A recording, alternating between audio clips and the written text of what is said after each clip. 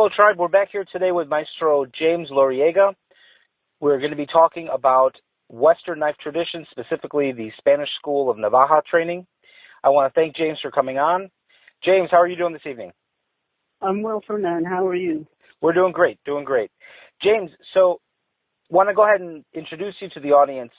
For those of you listening who may not be familiar with Mr. Loriega or his work, I'd like for him to take a moment to introduce himself, give us a little bit of background about yourself, James. Okay, well, I've been doing martial arts like most of your listeners have been for all of my life, but I used to exclusively focus on the Eastern arts, and then as of 1990 to 96, I kind of discovered that there were martial arts in Europe that had these long traditions, and although they were not as architected as the Asian systems, they were functional for what they did. So I began the study as well of the knife arts of Spain, and it's not just knife, but it's knife and walking stick and the sash and the cape and things like that. So I've been doing that along with the Eastern arts from about 1996. James, the system of Spanish knife work that you're teaching now, what is the proper name of the system? Okay, well, we don't generally call it a system. It's more of a method, but it goes by various informal names depending on the region where it's practiced. So you can hear it called tirar la navaja. You can hear jugar la navaja. You can hear navaja. Around Andalusia, particularly in Spain, in Seville, they call it acero sevillano, which directly translated means civilian steel, and which is how I derived the term that I use and the name of my first book. Maestro James, when did this method originate? What period of time are we looking at in the history of Spain and their blade culture?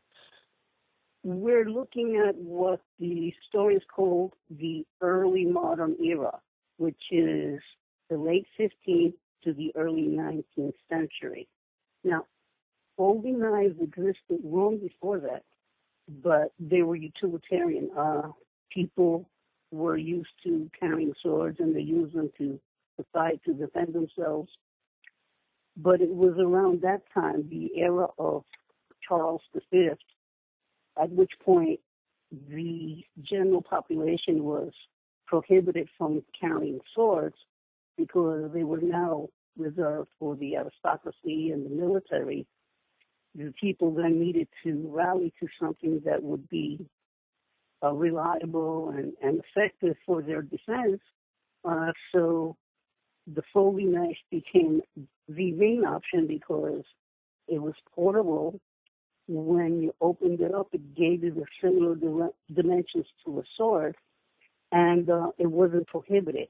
So it's around that time of Carlos V that we see the knife transitioning from uniquely a utilitarian tool to a weapon. Now, the Spanish sword systems are very famous throughout history. The Spanish have a reputation for being some of the most effective and deadly blade fighters in the world. Is the Navaja related to the Spanish sword systems? Is there overlap between the two, or did one come from the other? No, there's a very remote influence between the Spanish sword methods and the Navaja or the cuchillo, except for maybe the borrowing of some fencing terms or some, unique fencing principles.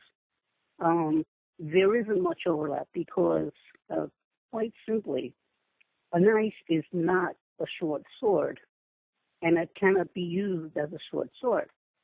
This is something that Biddle found out when he was commissioned to develop a system of military combat for our government at the time of the First World War. Biddle, as you know, was extremely well-rounded. He boxed, he did jiu-jitsu, he fenced, he taught dagger, he taught bayonet, and he taught cane.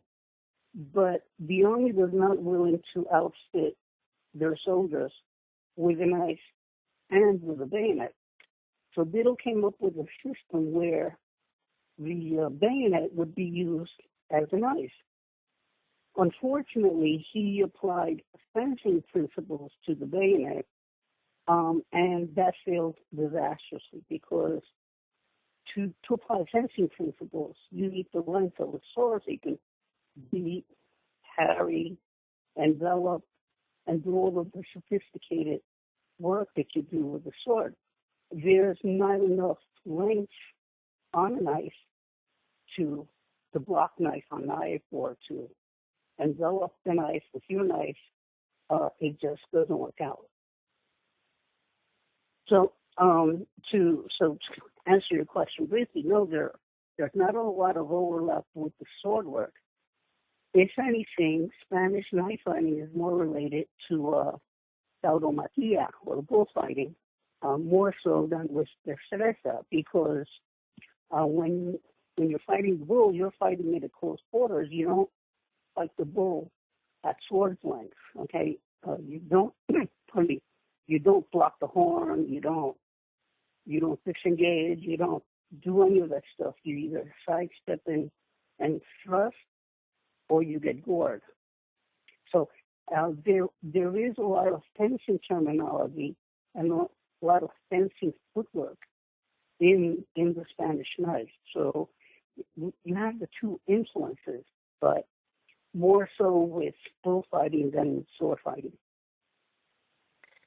Now, Maestro, you stated that there are other weapons involved with the training of this method. It is not limited only to the Navaja.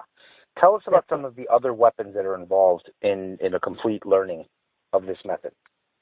Okay, well, in a strictly linear manner, if a person doesn't have any background in edge weapons, we begin with the cuchillo. From the cuchillo to the six-blade sheath knife, we go to the puñal, which is basically a stuero that can have or not have an edge. It's primarily a thrusting weapon, so sometimes it could be quadrangular, sometimes it could be cruciform, sometimes it can have one edge or sometimes two. After you go through the cuchillo and the puñal, then you get introduced to the Navaja. From the Navaja, we normally go into the bastón de paseo, the walking stick. Okay, so you have a linear, size-oriented trajectory there. Then from the bastón de paseo, we go into the first flexible weapon, which is the faja, or the sash. So the sash teaches you non-linear enveloping moves and is used primarily as a counter to the knife if you yourself don't have a knife. Beyond that, we have many incidental weapons like the cachas romani, or the gypsy scissors, which are really shears. And we have the small woman's knife, or salvavirgo, which is used in a completely different manner from the Navaja. It's not aggressive. It's purely a defensive weapon, and that requires different mechanics and different dynamics. So, it's not just a nice Navaja method, but it's a method of all the things that were common to the culture that everyone had, that everyone was aware of, and that everyone can draw on if they needed to defend themselves. Now, Maestro, you mentioned the linear progression of the weapons. In your school in modern day, how do you teach the system? Do you follow the same type of progression, or do you have a different method of presenting the material to your students? No, I follow the same progression, and let me explain the logic to that. We begin with the knife because the knife is an uncomplicated edge weapon, unlike the Navaja and unlike the scissors. So the knife is in the sheath or in your belt, and once it's exposed, it's ready. You don't have to open it. You don't have to do anything with, mechanics or anything. The knife, as the Spaniards use it, is primarily a cutting weapon. Cuts are, by definition, more gross motor skill than thrust. So it's easier to start with a gross motor skill. I don't need as much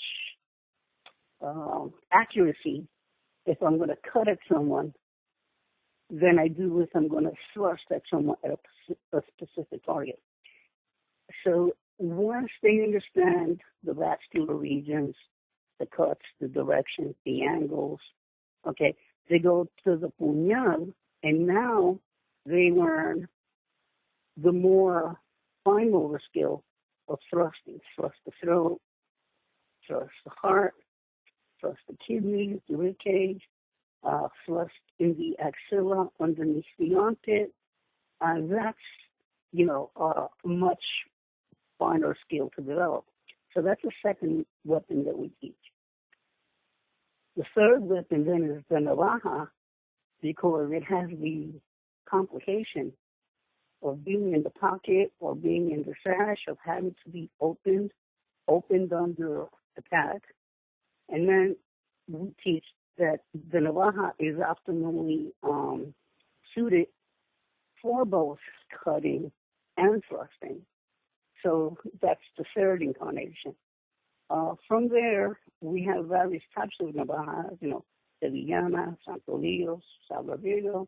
From there, as I said, we go into the baston, which is technically not a lethal weapon. If you're going to beat a person to death, it's going to take you, a good half an hour, whereas a knife will do it in one thrust. So, but more people can carry it, and more people have access to a stick than could afford a fancy fighting Navaja.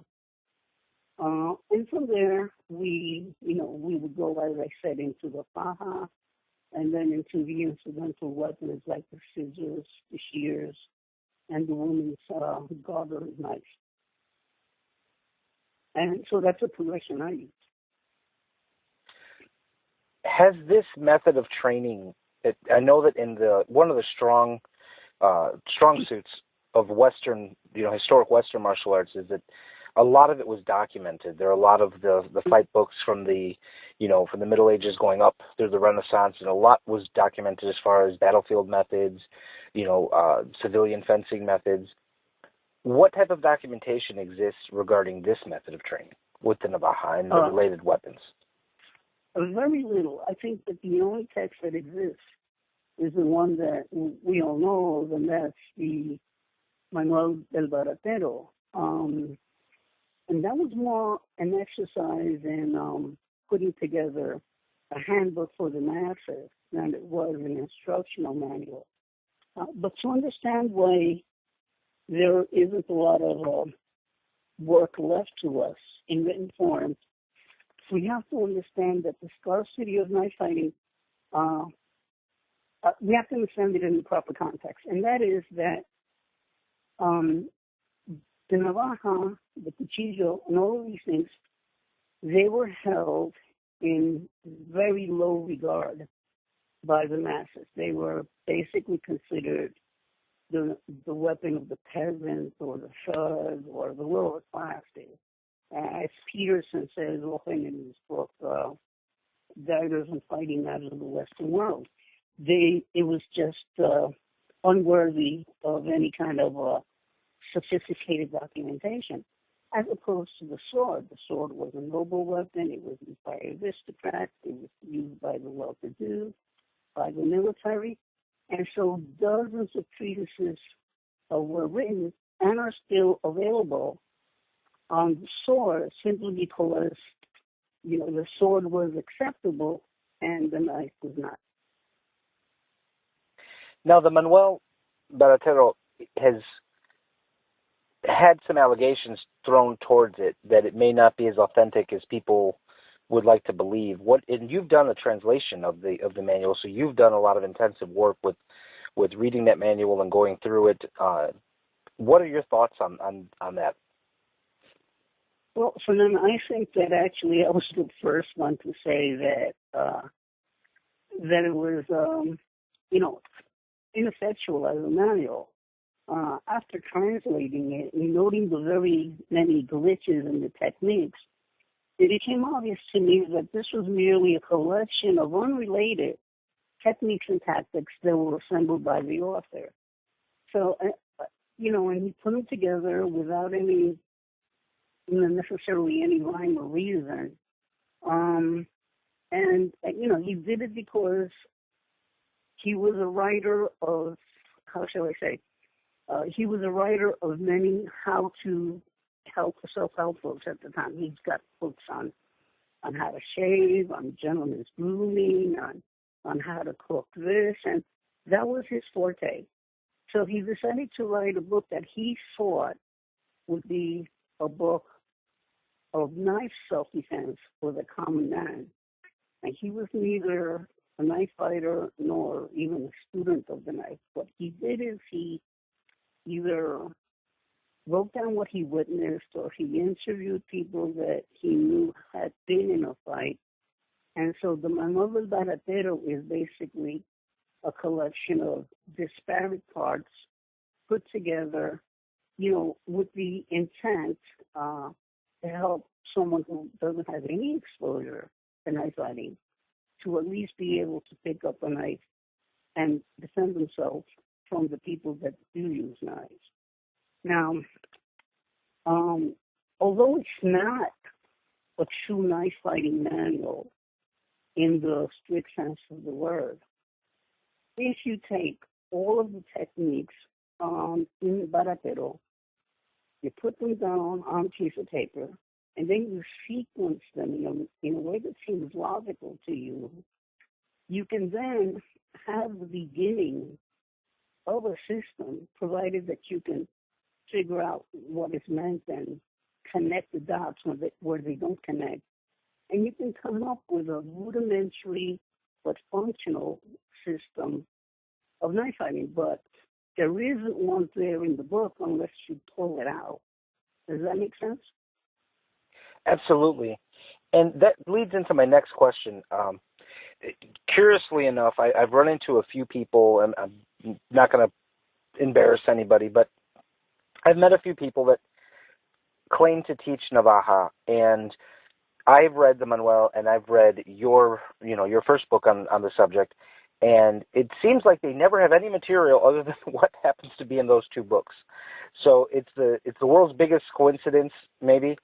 But what are your thoughts on that? On people that are, and it's going to be a two-part question because I want to get your thoughts initially on people that are kind of putting up their shingle and claiming to know this tradition, and as a follow-up, maybe you could tell us about some of the people who actually are qualified to teach this tradition.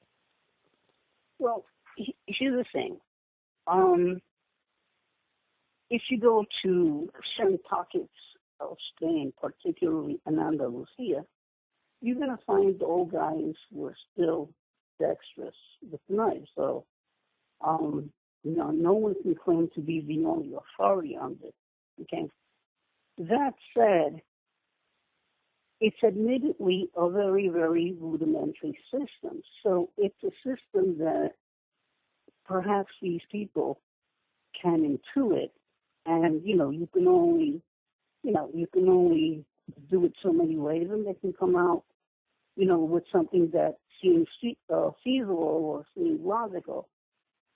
Most people that I've seen purporting to teach Navaja are superimposing Filipino words into it and thinking that there's no difference, and that they're wrong.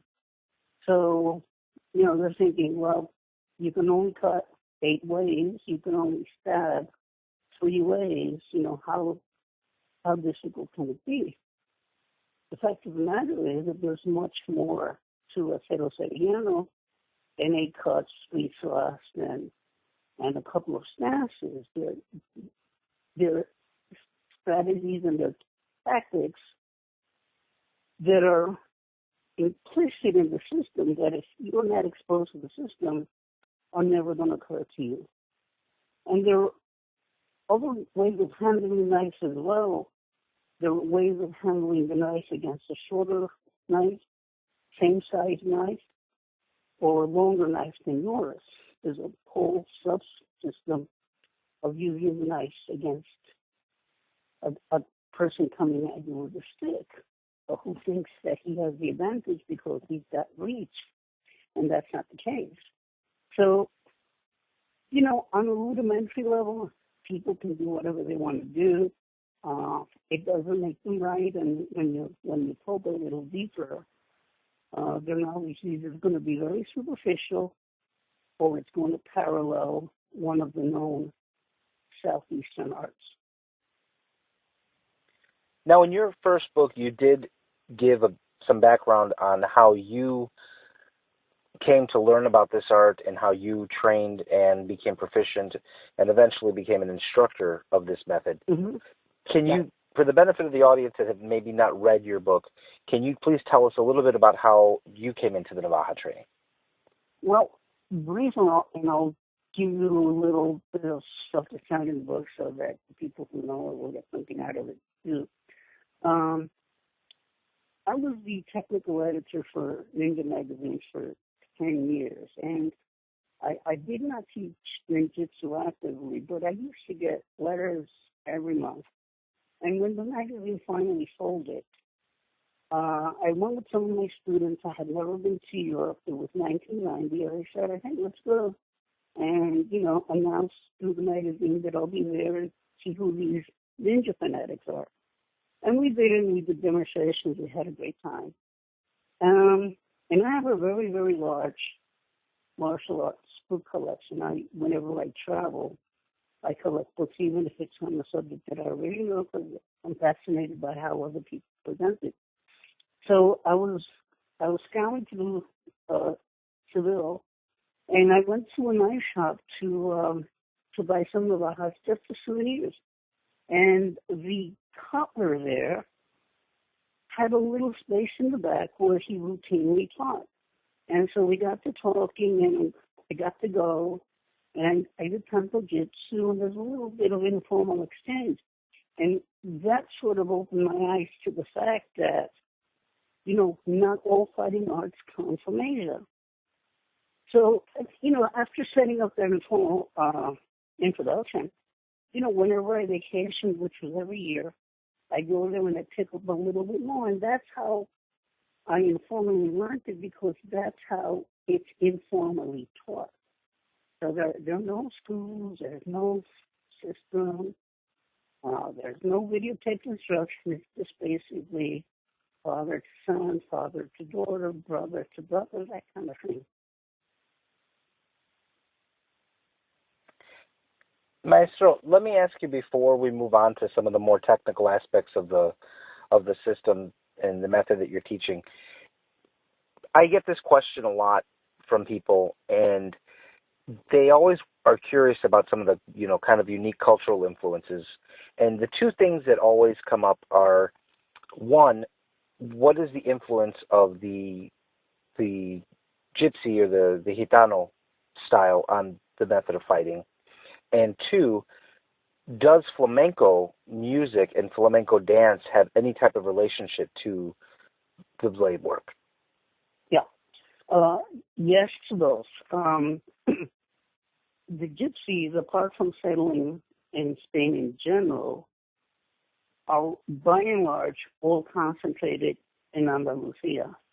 You find them most of all in Granada, where they live in caves, and they're nice caves, and they actually pay rent for those caves, and the caves are electrified, and they have dance halls in them. So the cave is not what we think of as a cave, but it's the gypsies' little terrain. Okay, you also have them in all the other parts of Andalusia. You have them in Granada, you have them in Sevilla, you have them in Córdoba, you have them in Cádiz, all in the south. Okay, The whole section of Andalusia was basically, just to be very direct, like Times Square. It's the crossroads of the world. Ships sailed to the New World from Sevilla. Ships came up from Africa, from North Africa. Traders who were going to Marseille and Genoa would stop at Seville, pick up goods or leave goods. So it was a really cosmopolitan city for centuries after the Moors were expelled. And so you had in Andalusia the indigenous Spanish influence, you have the Gypsy influence, and you have the Moorish influence. But the Gypsies, and I don't want to say too much that could be taken in the wrong way, the Gypsies had their own system that was very, we can only call it deceptive. It was, it's very, I don't want to say sneaky because it's not sneaky, but it's not overt. It's not predictable, okay? And because they're mostly in that area, that influenced the nice as well. The flamenco, insofar as movement and insofar as the same passion that the gypsy brings to the dance and to the music, is put into the nice. And so all of that gets melded together. The flamenco, you get the minor but specific dancing influences, and the more significant bullfighting influences. And so you have an art that could only be developed there because the elements that influenced it are only there.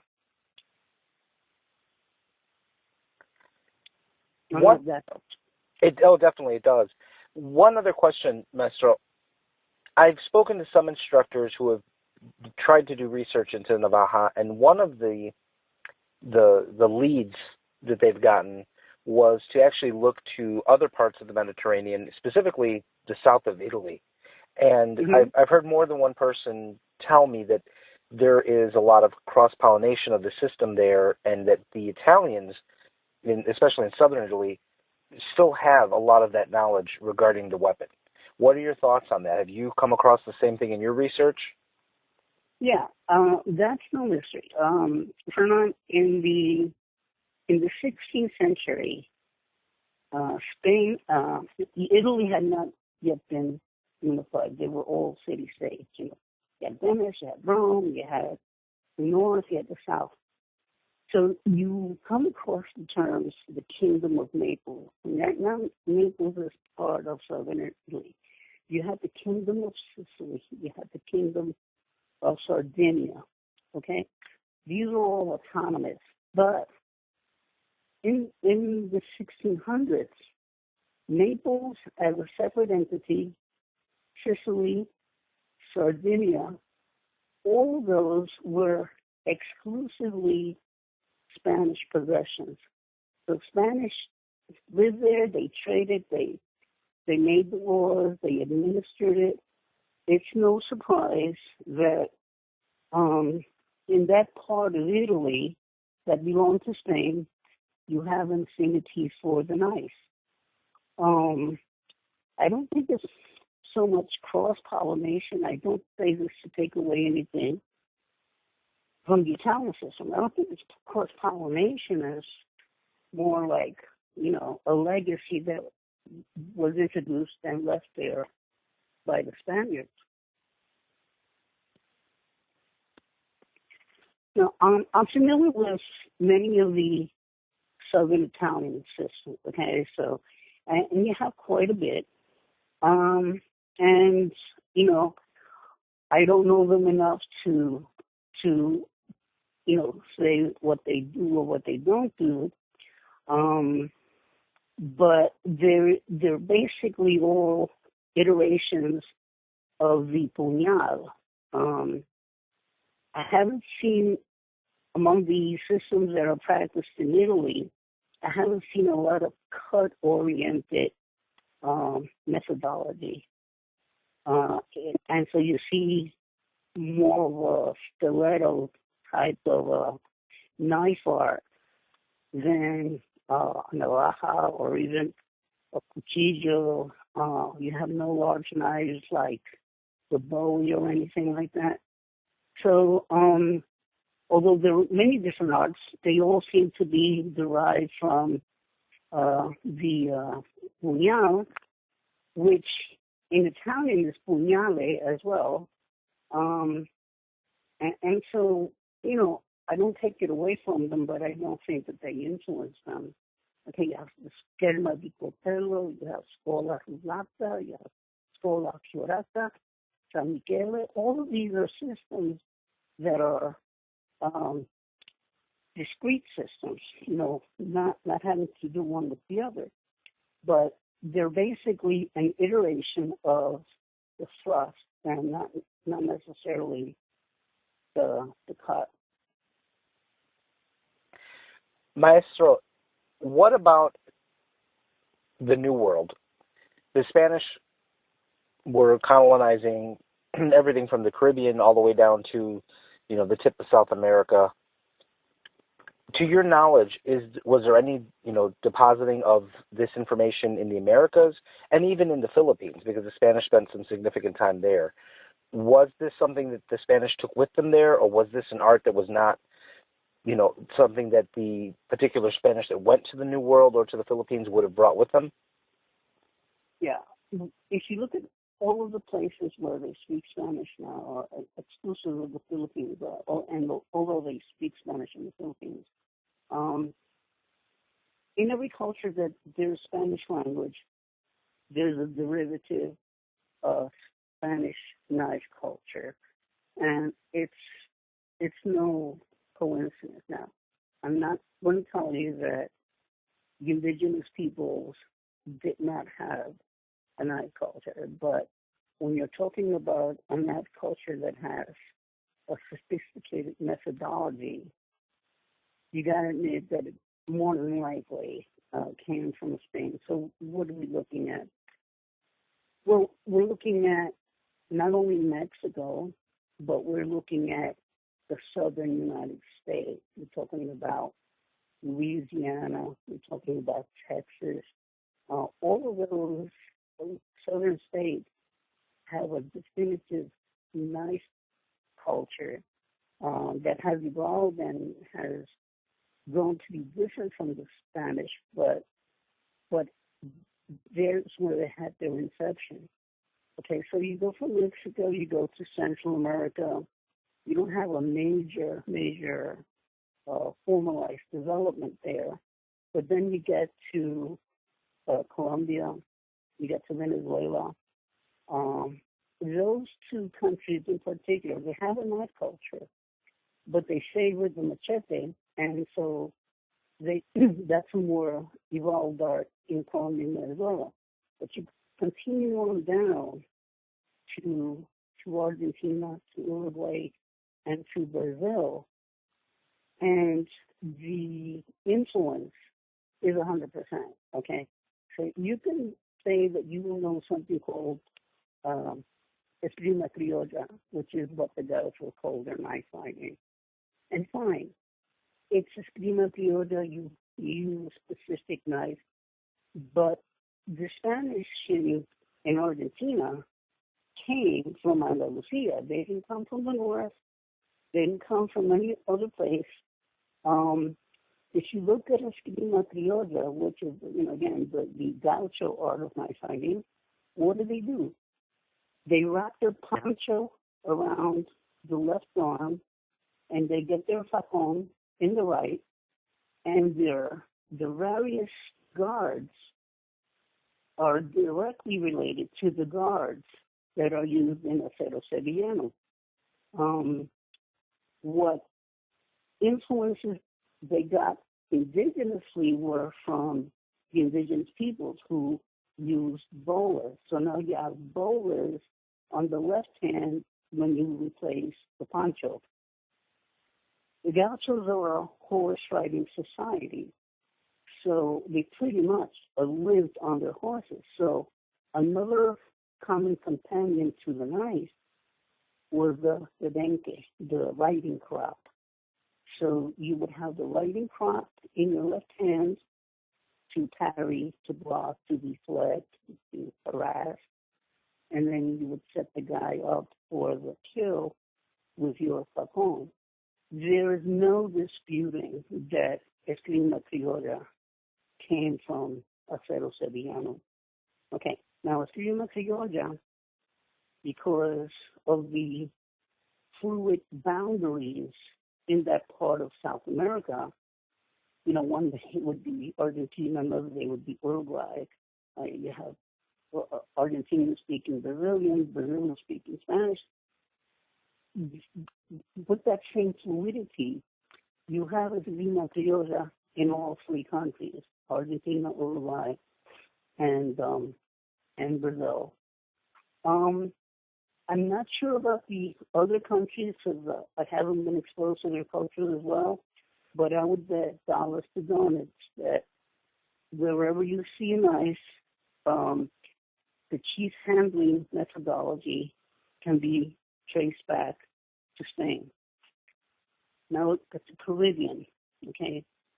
Puerto Ricans get a bad rap for always carrying a knife. Well, that's only because in America, we stigmatize that. In the Caribbean countries, that's not a shameful thing, okay?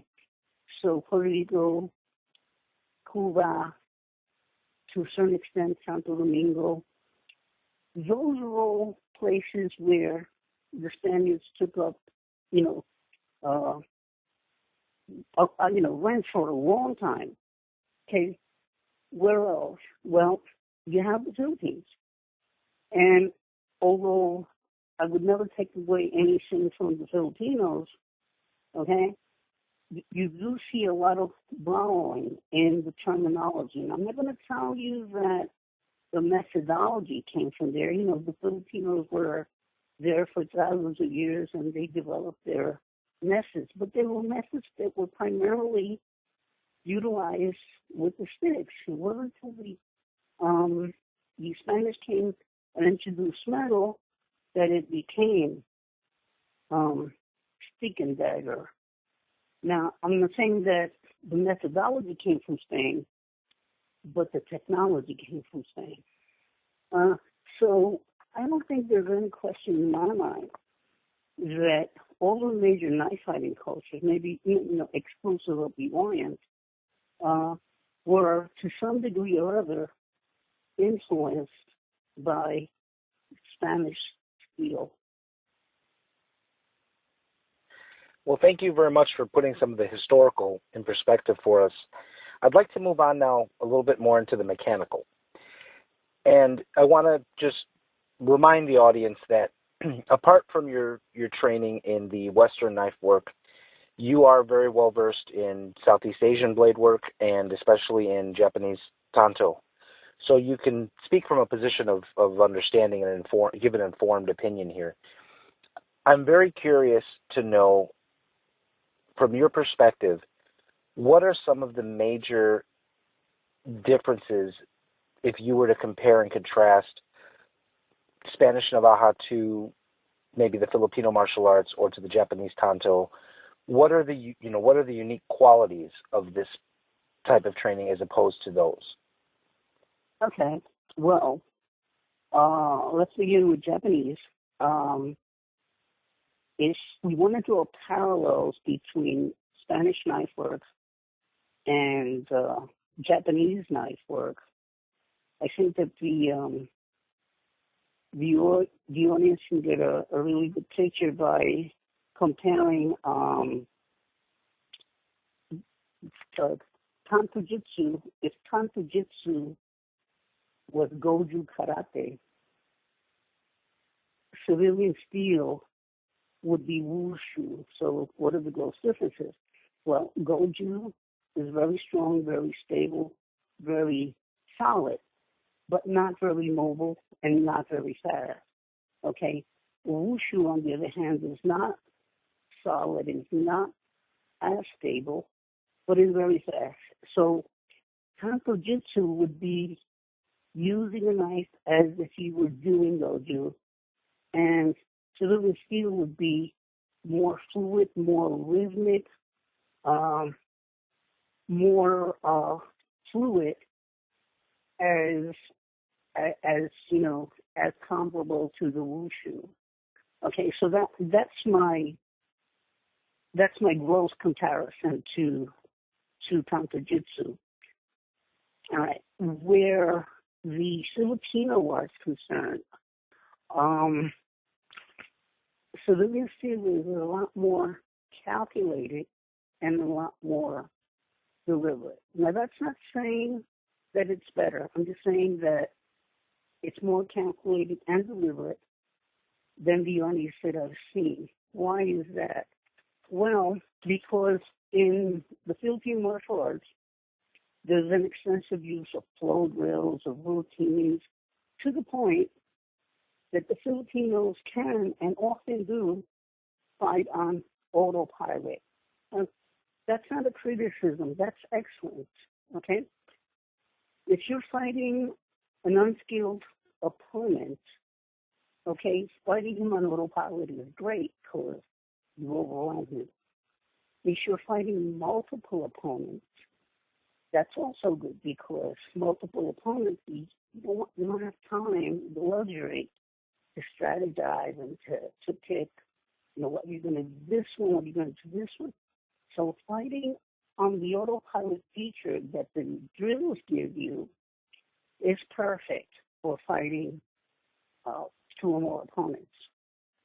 But notice that fighting an unskilled opponent and fighting multiple opponents are different extremes, okay? What's in the middle? In the middle, between the unskilled fighter and the multiple attackers, is the single-skilled fighter. For the single-skilled fighter, you want that calculation, you want that deliberate focus, okay? And that's what you get with the Spanish knife. You're not fighting on autopilot, you're strategizing, you're picking the tactics to the one guy who is very skilled, that if you make a mistake, it'll cost you. So in Cerulean Steel, every step and every movement is calculated, is deliberate, is planned, and is executed to orchestrate the opponent's inevitable downfall. So again, nothing's better, nothing's worse. You just got to match your system to the threat. Okay, so what makes our system unique? Well, first off, we don't defang the snake. Okay, I know that's blasphemy, but you have to understand that in one of the few influences that fencing had on knife work, and if you know fencing, it is that you can beat and repost, or you can evade and repost. So when you parry the blade and then you counter, that parry is a missed opportunity to just bypass his blade and counter.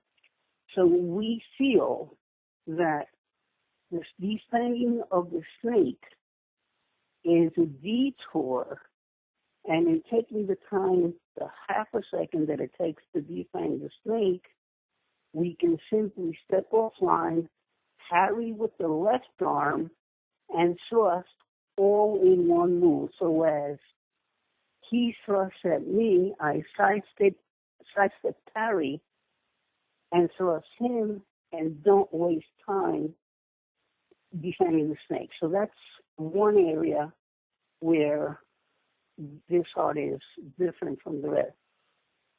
Likewise, we're not married to the matchy-matchy symmetry that you find in many other arts, whether they're Italian or particularly Japanese, and also in Filipino, where, you do right diagonal left or right horizontal left, and everything is mirror image.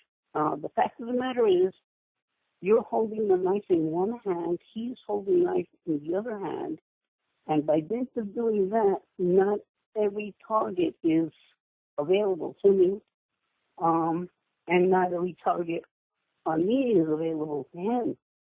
So we don't have that symmetry. We have blows that go directly to only one side but not to the other. And that's very different for us from the other arts. Thirdly, we spend really adequate amount of time learning to draw the knives, the puñal, the cuchillo, the sevillana, under various adverse conditions. Now, people are starting to do that today. But by and large, people, they face off, they bow in or whatever, and then they go at it and think that whatever they did in their sparring session, is going to translate onto the street. They started out ahead of time. On the street, you're not going to have the knife in your hand. And if you've been thrown on the ground and you wear your knife on the back or you fall on the pocket that your knife is in, all of that theory and all of that fighting, is moot. Okay? So we spend a good amount of time getting bullied, getting pushed, getting thrown down, and drawing from the ground as much as we do one-on-one sparring. Okay? So again, that's a different focus.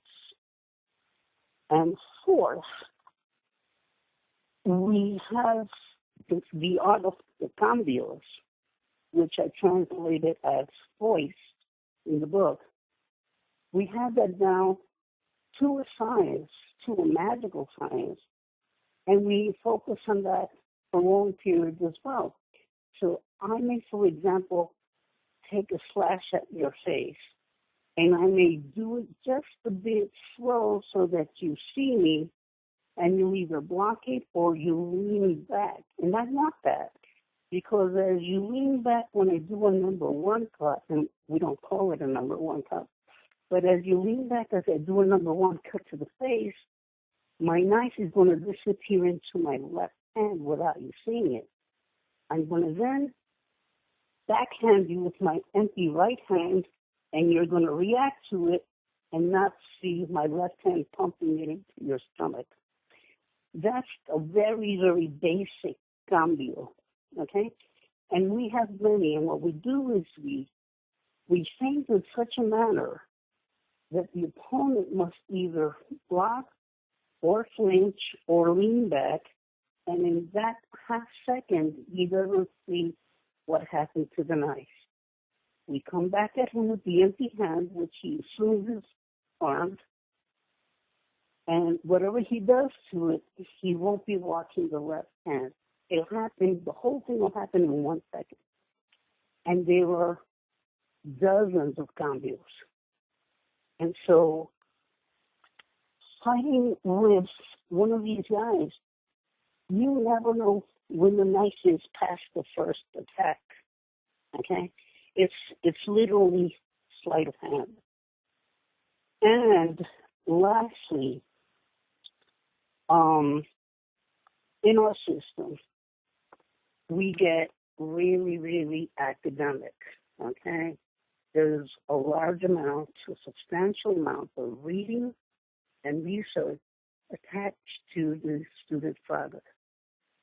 For example, I'll ask them, what does the saying "war to the knife" mean? Where does it come from? Okay, no one will know, and I'll make it an assignment. Why? Because it's significant in Spanish history. When Napoleon was invading Spain, there came a point that he sent one of the generals to the Spanish general, and the one word on the message was surrender. And the Spanish general turned the paper over and scribbled on the back, Guerra al cuchillo, or to the knife, which meant when our cannon are gone, when our muskets are gone, when our bayonets are gone, when our swords are gone, we will fight you to the knife. And that's why Spain was able to oust Napoleon, despite the fact that Napoleon had the best trained army and the greatest numbers, and we were fighting peasants to trained soldiers. It was that mentality that even if I have to use my fingernails, I'm gonna take you out of my country. Okay? And so the knife, at that moment, I want to say 1814, that became the symbol of Spanish independence. Not the cannon, not the gun, not the bayonet, not the sword, the knife, because that was the last stand. I want my students to know that. Why?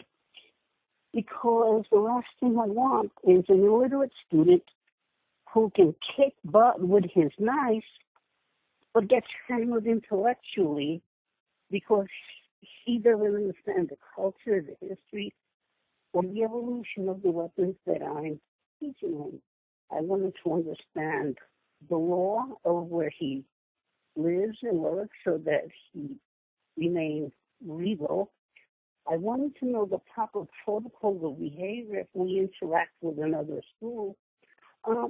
Without doing this, there are too many folks out there who base their fame on their knife skill. And, you respect them in the training hall, but you won't be seeing them in the street. You will not invite them to their house because they're not much more than just good knife fighters. I don't want that, okay? If I want them, a student to eventually one day be an instructor, he has to own the art. Not know the art, he's got to own the art. And those 5 things, I think, separate our message from other methods. I'm not saying they're better, but they're unique for those reasons. Maestro, can I ask you one more question here? Is there an empty hand component to the art? Yes. I touched on it briefly in civilian steel.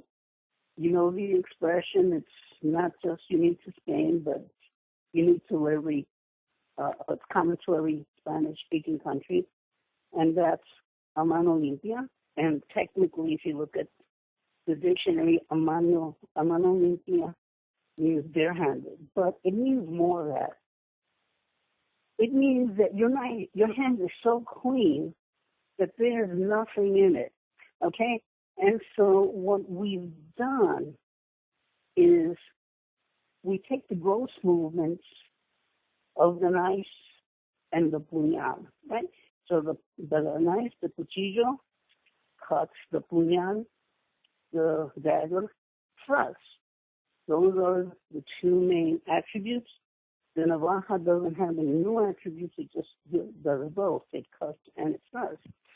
And so when you don't have the cuchillo in your hand, you have the movement of the defense with the empty hand, which looks like what you would call a karate chop, okay?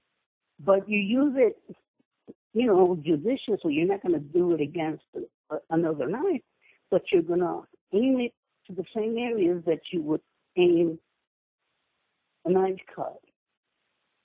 Same thing with the fingertips. The fingertips are the puñal. Again, you're not going to thrust them through a guy's breastbone because they're not going to go. But for both the cuts of the empty hand or the thrusts of the empty hand, the human body has more than enough soft targets. We don't need to condition the hand like an Okinawan. We just need to go for the hollow of the cheeks, the hollow of the throat, the area behind the ears. the eyes, the groin, susceptible to stabbing and to chopping. So you can employ the empty hand, and you overlay that with the same movements as the knife fighting. You have a guard, you have many guards. So you assume the guard that you will use if you have a knife, and you do the best you can with your empty hand. But there is specifically a component. We drill it. It's not just in theory. We see how far we can carry the analogies from knife to empty hand. So, and we have kids as well. We have 3 kids. It's not a lot of kids. It's the kids that you decided to do when you were 5 years old before you went into karate, because they were so intuitive. Everyone knows when you have a front kick, a stomp kick, a side kick. You don't have to go to school for those, and everyone can do them. And so you just need to apply them in the proper context against the guy who may or may not have a knife. So yeah, the answer is yes. Maestro, can you clear up something for us here? One of the things that I see, I've seen it often, is an attempt to tie in the footwork from the Spanish sword schools, specifically the Spanish Circle, which is famous. If anybody is at least even has cursory knowledge of the Spanish schools, they would know that that's a very unique aspect of the Spanish sword schools. And I've seen people try to incorporate that into knife work and claim that it's part of the tradition from Spain as far as the knife work specifically. Is that accurate, or is that a fabrication or a stretch at best? I'm going to say it's a bit of a stretch. Now, there is overlap, and, we can admit to the overlap. But remember what I said, the knife is not a short sword. And the machinations that you use with destreza and the Spanish Circle do not easily translate to the knife, because if I'm standing at the Spanish Circle, I'm in the center, the circle's around me, he moves obliquely to the left, I correct. He moves obliquely to the right, I correct. When he makes his move, I step off line and I let him impale himself. Okay? I can't do that with the knife, because the sword affords me a longer distance wherein I can see his moves, I can monitor him.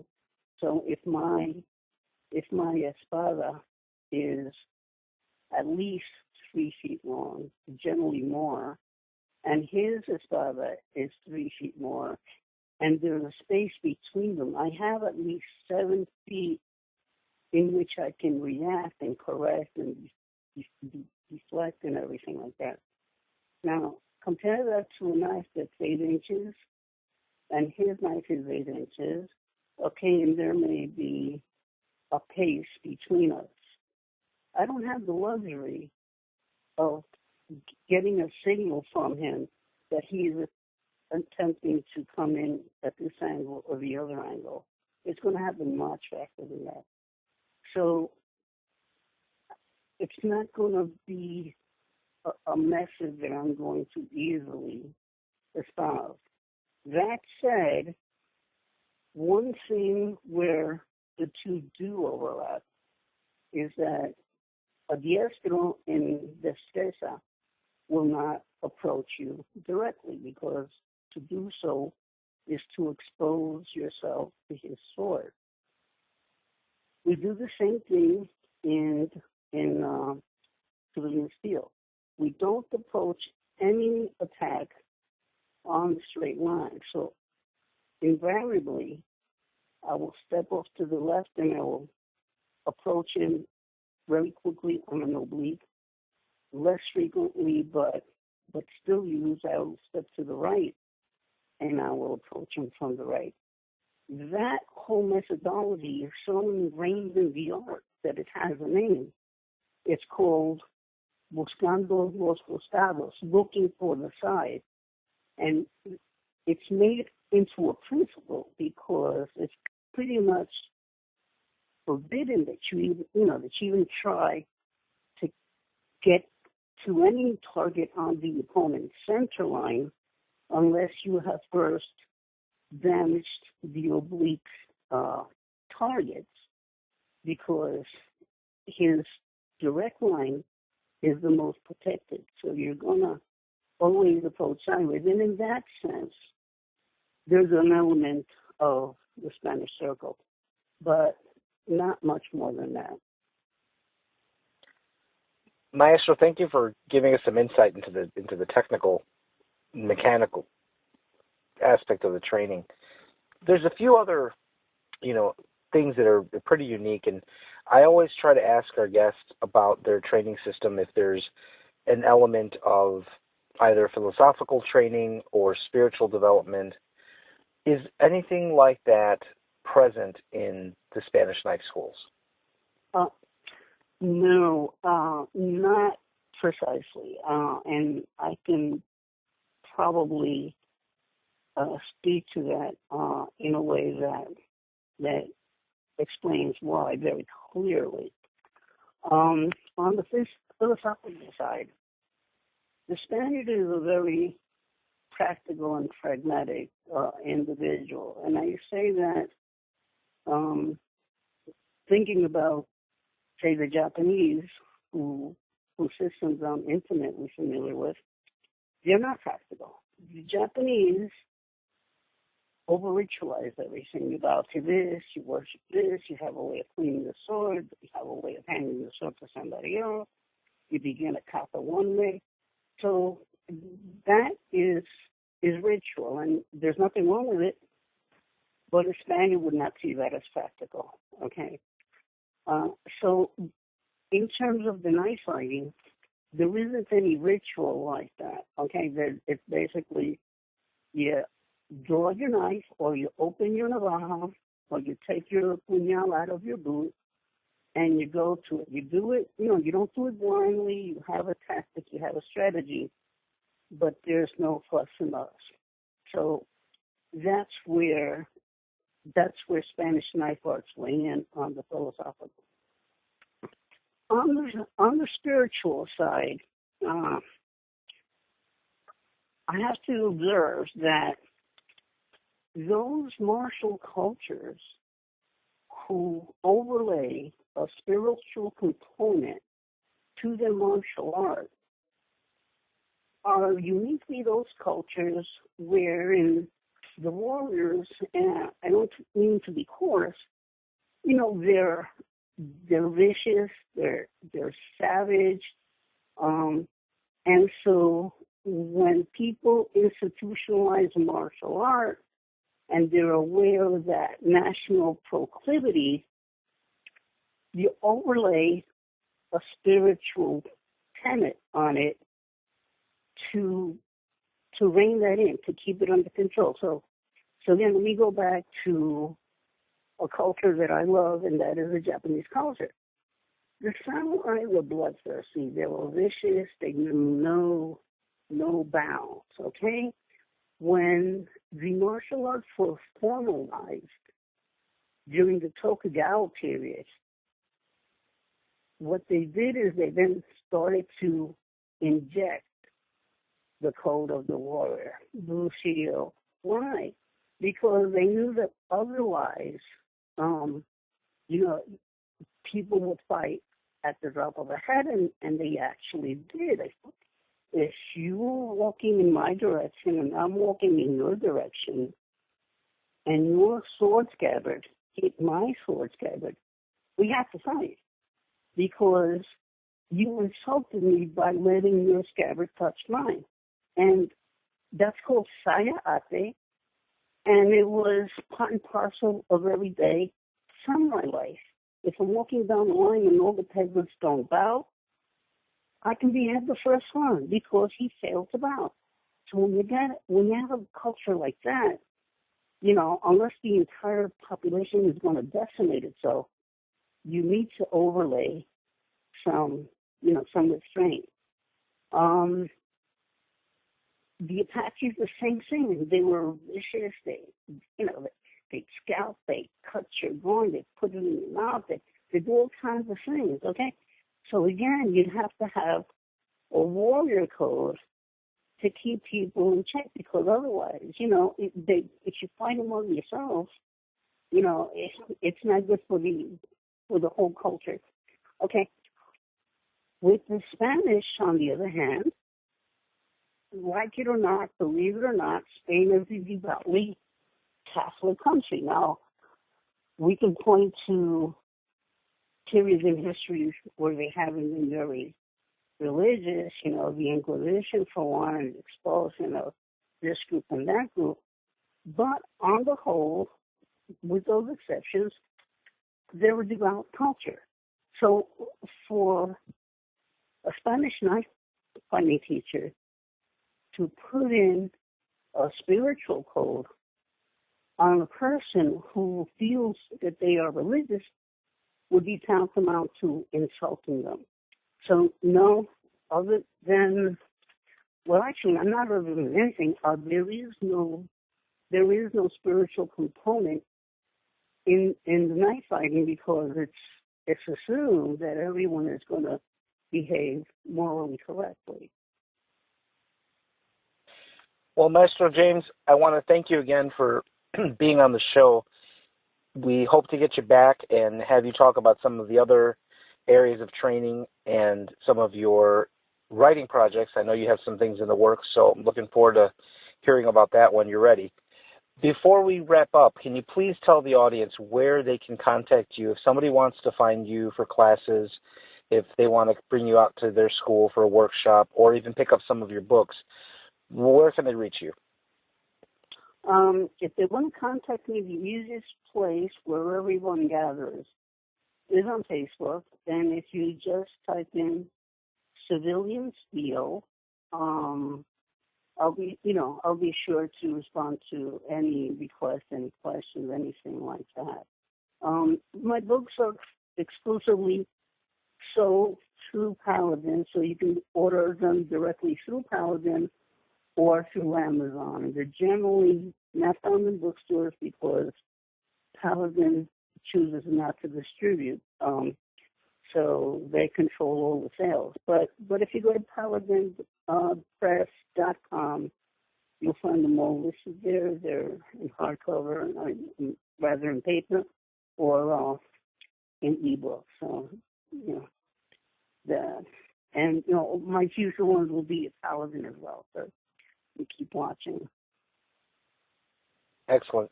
And if they're in New York City and want to find you for lessons, where can they go to visit you? Where's your school located? My school is located in Brooklyn. It is at 609 Avenue X in the Sheepshead Bay area in Brooklyn. If anyone's coming to New York, again, they should let me know through Facebook, and I'll make it a lot easier in terms of directions for them. Excellent. Well, thank you again, Maestro James. I really appreciate you being on, and we hope to hear back from you real soon.